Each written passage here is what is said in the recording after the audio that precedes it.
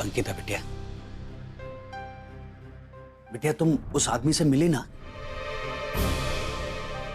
बेटा कौन है वो? बिटिया बताओ ना, कौन था वो? मैम सुनिए, आप बुला लाए उस आदमी को? नहीं, वो तो वहां नहीं थे होटल में, वो चले गए शायद। जो भी फॉर्मेलिटीज है वो मैं पूरी कर देती हूँ। आप लोग बैठिए, मैं आई। चलिए।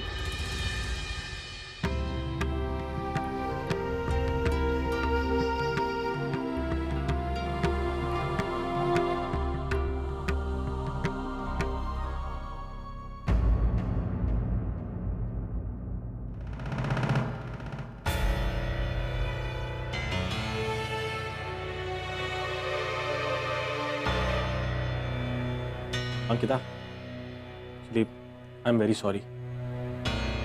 देखो जो हुआ मैं समझ सकता हूँ, लेकिन ये मैंने जानबूझकर नहीं किया। मैं यहाँ तुमसे माफ़ी मांगने आया हूँ।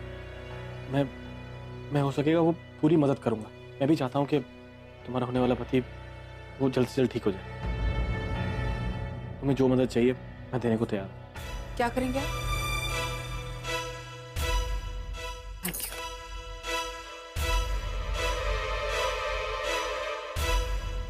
क्या कहा आपने? रणविजय को बचाने की पूरी कोशिश करेंगे आप? कैसे? अपने पैसों से? बहुत पैसा है ना आपके पास। रणविजय का इलाज करा देंगे, आपकी तरफ से सब कुछ सॉर्ट हो जाएगा। एक काम क्यों नहीं करते आप? आपको ऐसा लगता है कि आप पैसों से हर चीज खरीद सकते हैं ना नरेन? नहीं अंकिता, आप ऐसा नहीं है मेरे पास। ऐसे एक काम कीजिए, जाइए रणविजय के माँ बाप के पास, उन्हें पैसा देकर देखिए। उन्हें जाके कहिए कि एक्सीडेंट मुझसे हुआ है, मुझसे गलती हो गई है। अगर वो आपके पैसों के सामने बिक जाते हैं तो आप बच गए। बहुत घमंड है ना आपको अपने पैसों का, बहुत बड़े बिजनेसमैन है आप। ऐसा क्यों लगता है आप पैसों से हर चीज खरीद सकते हैं? अगर इतनी मदद करनी थी ना मेरी, इस तरह केस से अलग होने की कोशिश नहीं करते। गलती की थी तो कबूल करते सबके सामने। किया ना आपने एक्सीडेंट, तो जाइए बताइए ना उन सबको कि एक्सीडेंट आपसे हुआ है। अंकिता, मैं जानता हूँ कि मेरी गलती है। तुम्हारे सारे इल्जाम मंजूर हैं, लेकिन प्लीज मुझे एक मौका दो ताकि मैं भी रणविजय को बचाने में तुम्हारी मदद कर सकूं। वाह नरेन, अब तक आपकी आदत नहीं बदली। हाँ, पहले खुद ही तकलीफ देना, फिर उस तकलीफ को ठीक करने की कोशिश कर। बहुत बढ़िया। आपको लगता है ना कि आप मेरी मदद करना चाहते हैं, तो प्लीज जाइए ना। आपसे कह रही हूँ, आप जाइए, रणविजय के माँ बाप को बताइए कि गलती आपसे हुई, कि कहीं ना कहीं वो समझते हैं कि गलती मुझसे हुई है। मेरी वजह से रणविजय की हालत है। मैं उसकी जिंदगी में आई हूँ और सब कुछ अपशगुन हो गया। सही भी तो है, बिल्कुल सही है। मेरे पहले पति ने मेरे होने वाले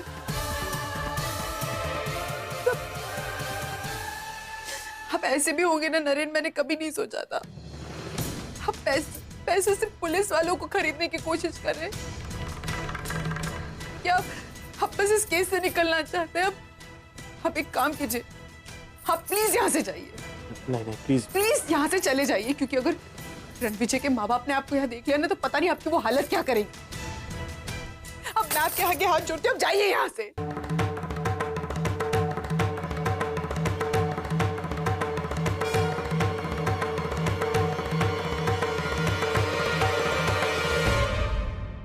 आप प्लीज यहाँ से चलिए।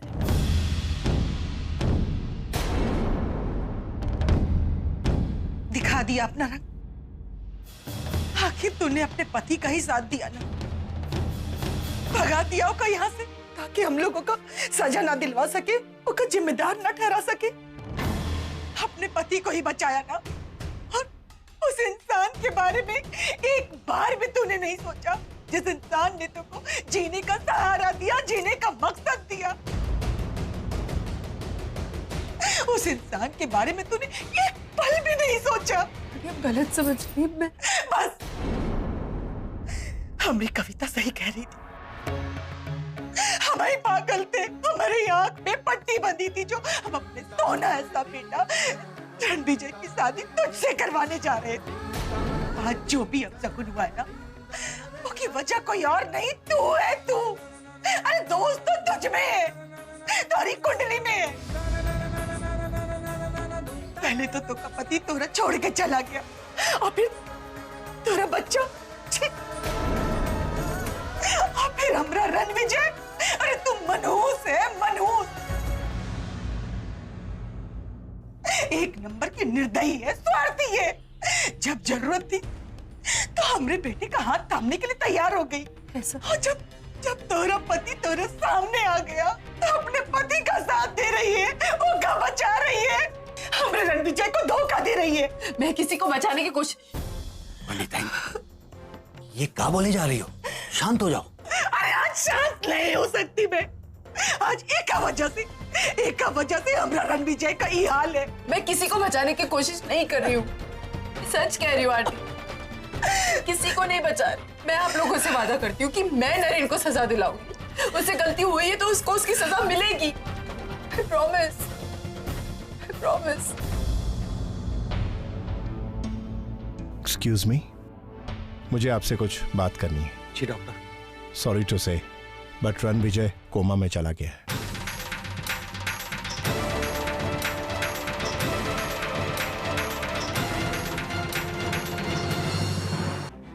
नहीं, ऐसा नहीं हो सकता। आप एक बार फिर से देखिए, एक बार फिर से उसको चेक कीजिए। हमें रणविजय कोमा में नहीं जा सकता। डॉक्टर देखिए ना डॉक्टर साहब, देखिए। अरे देखिए ना, ये क्या कह रहे हैं डॉक्टर साहब?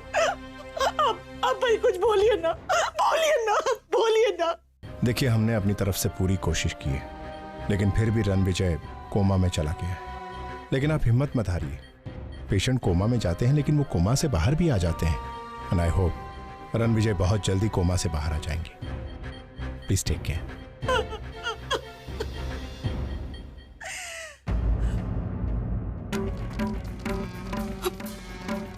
पड़ गई कलेजे में ठंडक। हमरा रणविजय आज कोमा में चला गया तोरी वजह से। तो को अपने पति को बचाना है ना, तो यहाँ खड़े खड़े मुंह का देख रही है। जा अपने पति को बचा, जा, चली जा यहाँ से, चली जा।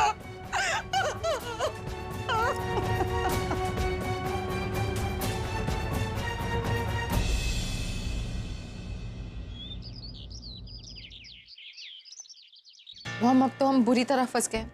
एक गलत मूव और सब कुछ खत्म। पर ये कैसे हो सकता है? अमी, तुम लोगों ने पैसे देके ये सब मामला रफा दफा कर तो दिया था, तो ये क्या हो रहा है अब? नरेन, मॉम कुछ पूछ रही है, जवाब दो। मैं बता रही हूँ अभी भी वक्त है, वी शुड जस्ट लीव। यहाँ से जाना कोई प्रॉब्लम का सोल्यूशन नहीं है। मुझे पता था वो हमें छोड़ेगी ना। कौन नहीं छोड़ेगी? किसकी बात कर रहे हो तुम? कम इन। मैं रणविजय का लॉयर हूं। मिसेस अंकिता ने आप लोगों के खिलाफ केस फाइल किया है। What? हम अब कोर्ट में मिलेंगे।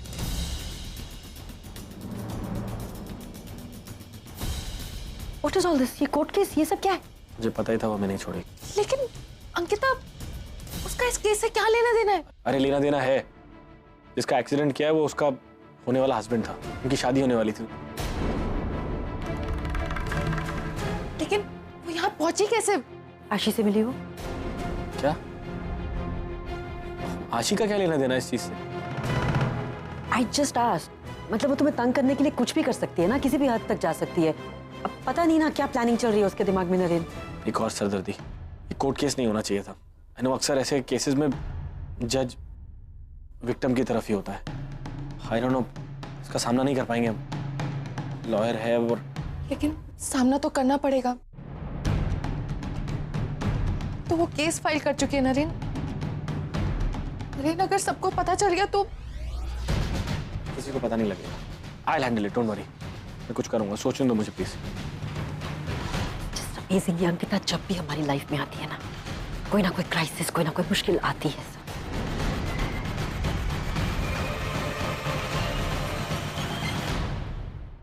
आपकी बात हम समझ गए हैं नरेंद्र जी, आप हमारी बात नहीं समझ रहे। आपके हाथों एक्सीडेंट हुआ है और वो औरत के पास आपके खिलाफ पुख्ता सबूत है। उसने कोर्ट में फाइल कर दिए। अब ये बात कोर्ट में पहुंच गई है, अब कुछ नहीं हो सकता। अब जो कुछ करेगा वो कोर्ट ही करेगा। इंस्पेक्टर साहब प्लीज, ये केस हारना मैं अफोर्ड नहीं कर सकता। आप प्लीज कुछ कीजिए ना। हम जानते हैं वो काहे अफोर्ड नहीं कर सकते, वो भी जानते हैं कि आपको कौन सी सच्चाई दुनिया से छुपानी है। वो हमने सीसीटीवी कैमरे में देख चुका हूँ। इंस्पेक्टर साहब वो फुटेज आपने देखा है, कोर्ट में नहीं देखा ना। अरे चुप चुप कर। कोर्ट ने नहीं देखा ना। प्लीज कुछ कीजिए ताकि ये मामला सेटल हो जाए। अच्छा आइए।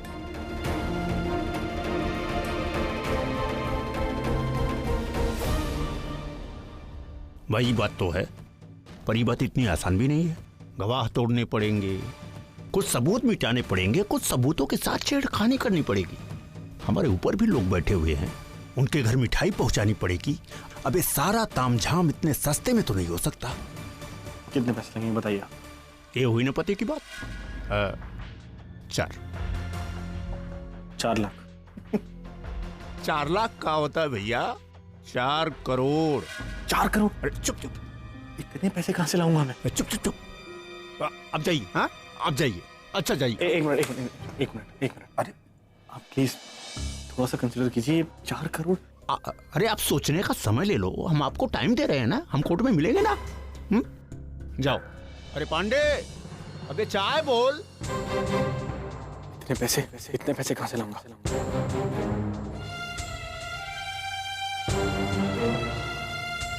हेलो, मुझे कुछ पैसों की जरूरत है। अरे हमारे ही दिमाग खराब हो गया था।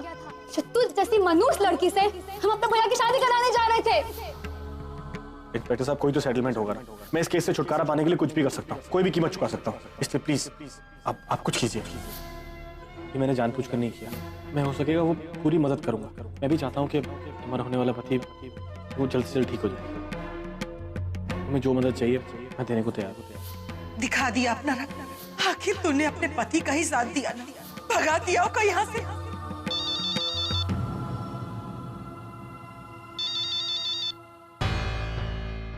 हेलो अजी। कैसी अंकिता, कैसी रही तेरी शादी? अब तू ही बता दे कि शादी कैसी हुई। तू खुश तो है ना बेटा? तू कुछ बोल क्यों नहीं रही है? मैं ही बोले जा रही हूँ कब से। आजी थोड़ा काम है, मैं आपको बाद में फोन करूं? एक ऐसी जिम्मेदारी है जो मुझे निभानी है आज। इस परिवार ने आज तक मेरे लिए बहुत कुछ किया है, लेकिन अब वक्त मेरा है। अब मैं इनके लिए कुछ करना चाहती हूँ। बस आपका आशीर्वाद बनाए रखना आज। मैं आपको कुछ बताना चाहती हूँ। मैं आज ही आपको बाद में बताऊंगी। मैं आपको फोन करती हूँ बाद में और मैं सब बताती हूँ। हाँ कोई बात नहीं, मैं समझ सकती हूँ। तेरी नई नई शादी हुई है, तुझ पर बहुत सारी जिम्मेदारियां होंगी ना। ठीक है बेटा, तू बस अपना ख्याल रखना। हमारा आशीर्वाद हमेशा तेरे साथ रहेगा। सॉरी आजी, आपको बहुत सारी बातें बतानी, लेकिन समझ भी नहीं आ रहा कैसे बताऊं। इस परिवार को न्याय दिलाने के लिए मुझे नरीन के खिलाफ खड़ा होना पड़ेगा। बस पापा से प्रार्थना कीजिएगा कि मैं कमजोर ना पड़ूं।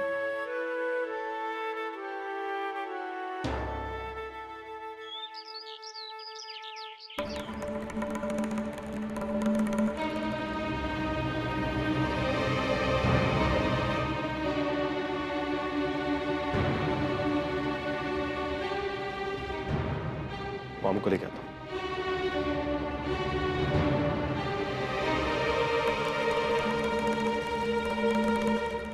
अब तक चैन नहीं मिला ना तुम्हें? एक बार पहले भी मेरे और नरीन के बीच आई थी और आज फिर हमें परेशान कर रही हो। मेरी खुशी तुमसे देखी नहीं जाती ना। मुझे तो अब तक बिलीव नहीं हुआ है कि तुम मेरी बहन हो। मुझे भी अब तक यकीन नहीं हुआ कि तुम मेरी बहन हो सकती हो।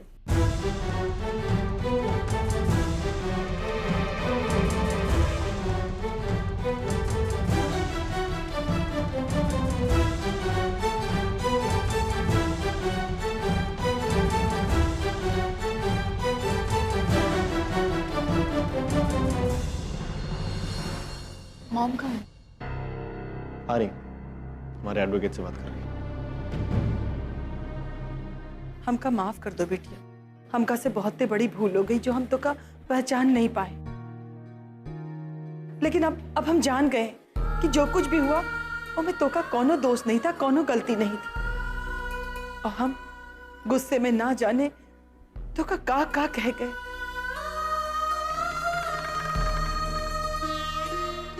का करे बेटी, हम एक माँ है ना, अपने बेटे की एक्सीडेंट की खबर सुन के जैसे बौखला से गए थे। सही और गलत की पहचान नहीं कर पा रहे थे कि का सही है का गलत है। कोई बात नहीं आंटी, मैं समझती हूँ। आप एक माँ हैं और आपकी जगह अगर कोई और भी होता ना तो वो भी यही सोचता। लेकिन तोरी जगह ये दुनिया में कोई और औरत होती ना बिटिया तो शायद अपने पति के खिलाफ खड़ी नहीं होती। तूने जो हिम्मत जुटाई है वो सबके बस की बात नहीं। बस अब देखना ये है कि ये हिम्मत कब तक बनी रहती है। तुम्हारे फर्ज के आड़े तुम्हारे पति का प्यार तो नहीं आएगा ना बेटी? या फिर कहीं अपने पति के खिलाफ लड़ते लड़ते कहीं तुम्हारे कदम डगमगाएंगे तो नहीं ना बेटिया?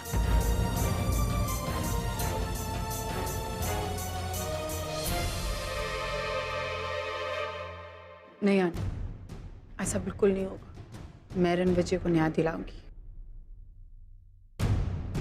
और जिसने गलती की है उसे सजा। बैठे।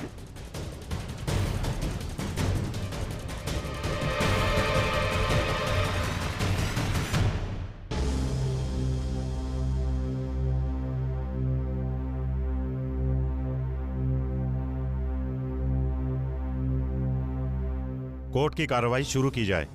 Prosecution fast. My Lord, miss Ankita Mhatre और अपोजिशन लॉयर की तरफ से मेरे क्लाइंट मिस्टर नरेन करमरकर पर जो इल्जाम लगे हैं वो बिल्कुल बेबुनियाद हैं और मैं उस सिरे को खारिज करना चाहता हूं। जिस रात रणविजय का एक्सीडेंट हुआ था उस दिन मेरे क्लाइंट तो होटल में ही थे, वो कहीं बाहर गए ही नहीं थे। ऑब्जेक्शन माय लॉर्ड, मेरे काबिल दोस्त सरासर झूठ बोल रहे हैं। उस रात मिस्टर नरेन करमरकर अपने होटल में नहीं थे, बल्कि वो तो आगरा के रोड पर तूफानी स्पीड से कार चला रहे थे और उन्होंने ही मेरी क्लाइंट के होने वाले पति का एक्सीडेंट किया है। माय लॉर्ड, पता नहीं मिस अंकिता को मेरे क्लाइंट मिस्टर नरेन से क्या दुश्मनी है जो इन पर ऐसा बेहुदा इल्जाम लगा रही हैं। मेरे पास ऐसे सबूत हैं जिससे मैं ये साबित कर सकता हूँ कि मिस्टर नरेन करमरकर होटल के बाहर कभी गए ही नहीं थे। मैं अदालत से गुजारिश करूंगा कि मुझे वो गवाह पेश करने की इजाजत दी जाए। इजाजत है। मेरा पहला गवाह है होटल का room service boy mister Madan Sharma. Madan Sharma हाजिर हो।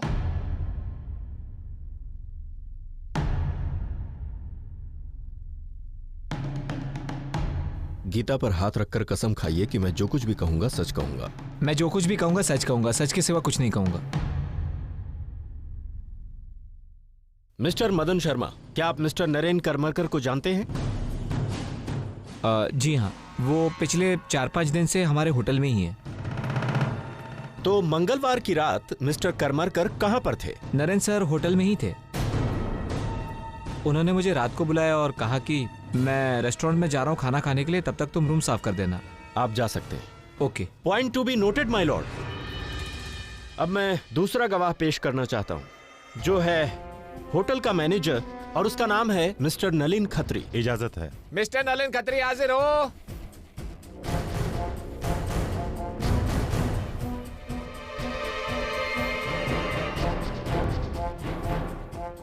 मैं गीता पर हाथ रख के कसम खाता हूँ, मैं जो कुछ कहूंगा सच कहूंगा, सच के अलावा कुछ नहीं कहूंगा।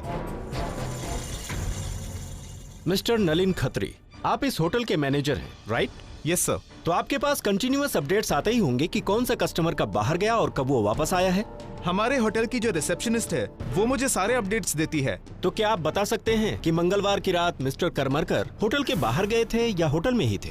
जी सर, वो हमारे होटल में ही थे और हमारे रेस्टोरेंट में अपनी फैमिली के साथ वो डिनर कर रहे थे। इनफैक्ट मैं भी वहाँ मौजूद था। ओके, अब आप जा सकते हैं। जी सर। माय लॉर्ड, अब मैं अपना तीसरा और आखिरी गवाह पेश करना चाहता हूँ और वो है होटल का security guard mister Motilal Sharma.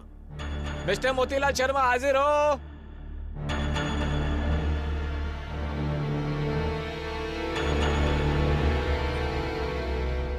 मैं गीता पर हाथ रखकर कसम खाता हूं कि मैं जो कुछ कहूंगा सच के सिवा कुछ नहीं कहूंगा। मिस्टर मोतीलाल शर्मा, आप होटल के सिक्योरिटी इंचार्ज हैं, करेक्ट? जी साहब। तो होटल में कौन सी गाड़ी अंदर आती है और कौन सी गाड़ी बाहर जाती है, आप सब उसका रिकॉर्ड तो मेंटेन करते ही होंगे। जी साहब, हम जिस दिन ड्यूटी पर होते हैं उस दिन वो रिकॉर्ड हमारे पास होता है। तो मंगलवार की रात गेट पर आप ही की ड्यूटी थी? जी साहब। तो क्या आप बता सकते हैं कि मिस्टर नरेन करमरकर उस रात गाड़ी में बैठकर होटल से बाहर गए थे या नहीं? जी साहब, वो होटल में ही थे। अगर आप चाहें तो रिकॉर्ड चेक करवा के देख सकते हैं।